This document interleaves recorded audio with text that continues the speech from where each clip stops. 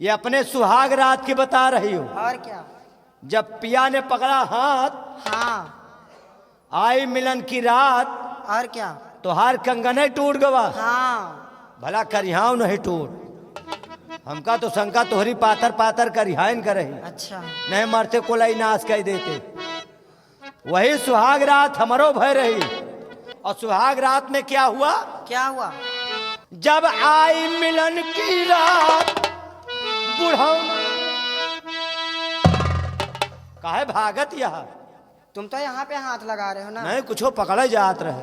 क्या? भाई जब तई पिलक ना दबोबिया तब तई लाइट कहाँ है?